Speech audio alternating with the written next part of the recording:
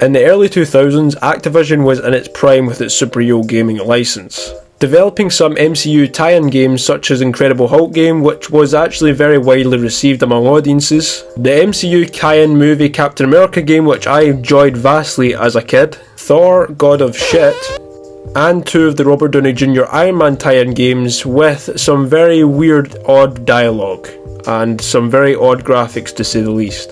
But when 2014 came around, it seemed like Activision had hit the limelight with its new DeadPool game at the time, which obviously is no longer available now, and it charges around £100 to now play this game for yourself. Now, this version of DeadPool is played by the one and only Norman North, which I think is one of the best voice actors of recent times, and I think he's definitely a very big OG in the business, voicing goats like Penguin in the Batman Arkham series to, of course, Nathan Drake in a 4 long part video game series that we are all familiar of by now.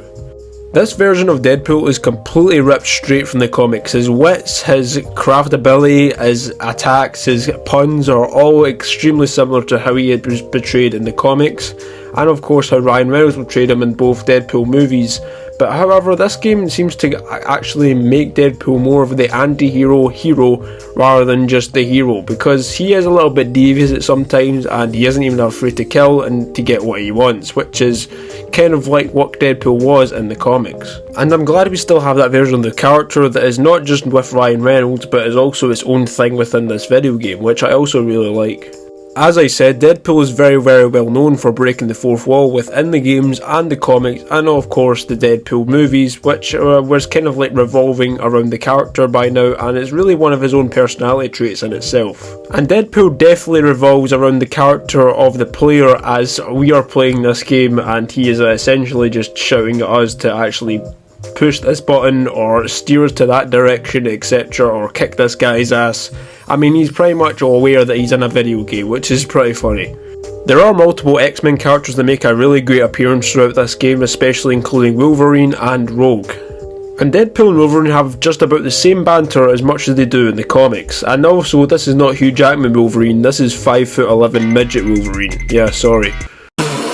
The combat in this game is extremely fun. Deadpool has a ton of great power-ups and also some really good moves that you can use. He also of course has his guns, he's got his swords, and he's actually got his teleportation, which was fondly used in the comics. It's extremely satisfying actually upgrading any of your guns in this game. Let's say if you had a pistol and you upgraded to an SMG, it gives that little bit more firepower in the fights and definitely helps a lot in the boss fights, which definitely helps throughout the game, and I actually recommend you just upgrade throughout this game because yes, the enemies do get slightly harder. The teleportation is very helpful in some aspects, especially when you're low on health and you're trying to get away from some of the soldiers, then you're actually trying to get a little bit more of a combat upper hand against all these enemies, which comes in clutch very nicely at times. One small detail I love in this game is Deadpool's healing factor. I mean, even if you eventually just get demolished by a ton of enemies and it just heals back, and also even the suit doesn't heal back but you still see most of his skeleton come back, I think that's such a cool detail that they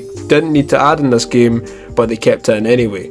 A really nice surprise I didn't really see coming, even though he is on the fucking cover, is of course Sinister. Now, he is a very obscure Marvel villain. He's only really appeared in X-Men and also just a little bit more in the comics. However, it is pretty funny just to see Deadpool flat out kill this guy as if it is just nothing to him at the end of the day.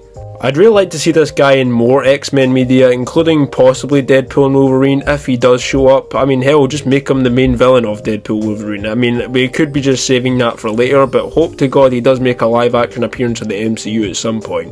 A lot of people say that this is the game that ruined Deadpool, and I just want to put something in consideration. This is probably the only piece of Deadpool media we had at the time, before the both 2 Ryan Reynolds movies that everyone got involved with the character a lot more and absolutely loved them. And to say it's some of the worst Deadpool media ever in comparison to how much Spider-Man and Batman stuff we get nowadays is kind of just being extremely spoiled. I mean, we don't really get much Deadpool stuff anymore, especially with the Deadpool Wolverine trailer.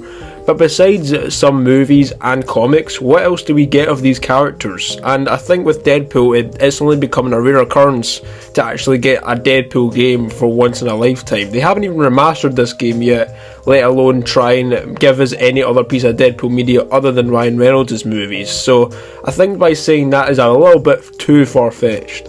When any piece of Deadpool media actually gets released, it's almost getting like a side of fudge cake alongside your steak dinner you constantly get, which is pretty rewarding at the end of the day. I'm surprised Nolan North wasn't asked back and actually wanted to do a few more of these types of games, because I could tell this could have been just as big as the Batman Arkham series at some point. Imagine 4 main streamlined Deadpool games that explore the character a whole lot more than the movies do. That'd just be icing on the cake. With the other X-Men characters being in this game, Cable kind of reacts as the main comic relief of the bunch. I mean, he is kind of there for Deadpool when he needs him, and he's just kind of like the one that you don't really expect to be, as like, he's so serious all the time, but you can admit that these guys do not mix well, especially when Deadpool is so comedic and Cable is extremely serious every time. I think if they had any other character instead of Cable narrating half of the game before you actually meet him, it would probably just be very boring and you wouldn't really get into the story as much as you would, because I think the narration by Cable at the start is probably what makes the start of the game so memorable and their chemistry so memorable. The opening tutorial for this game is probably the main highlight of it. I mean, it's probably the most creative way to actually express a tutorial for your viewers and the people that are playing the game. It's just a very creative how they managed to do it, by exploring Deadpool's apartment, doing various activities and just exploring him as a character. And I think it's definitely a very creative way that any other video game has came close to yet, especially with the kind of AAA games we get now. We don't get near enough this creativity that we did back in the day. And just hearing Nolan North through the phone talking to Deadpool about how his character design looks absolute ass and he needs to change it is just hilarious. Despite Activision's flaws on various superhero games, I think they got Deadpool so incredibly right in this game due to his mannerisms and how the character is actually played in the comics. I think that is one reason why this game succeeded and their other projects didn't really exceed that much. So in conclusion, do I think Deadpool is a great game? Absolutely. Is it the worst superhero game I've ever had? Absolutely not. Is it a fun superhero game? Yes. They really did go out of their way to make this game as best they could and serve the fans as much as they could with the whole character of Deadpool himself and making the characters around him just as much as comic accurate as possible. Combine that with the gameplay and some of the teleportation mechanics, you've got an extremely fun superhero game you could probably enjoy for hours. So comment down below and let me know your guys' thoughts of Deadpool down below. Was it that game you did play during your childhood? Did you like it? Did you hate it? Or do you think it was just a completely jumbled mess? Let me know down in the comment section. It's pretty sad that we don't really get the most creative kind of superhero games nowadays. Yes, Insomniac and Rocksteady have definitely done that with both Spider-Man and Batman, but we've got so many other heroes we haven't seen in video game adaptation yet, and there's so many good characters we haven't seen the good story of yet. And I think with Deadpool, they should really expand the Marvel Universe into making even more great games. Without further ado, let me know what you guys think down below, and I'll catch you guys in the next one. Take care, and peace.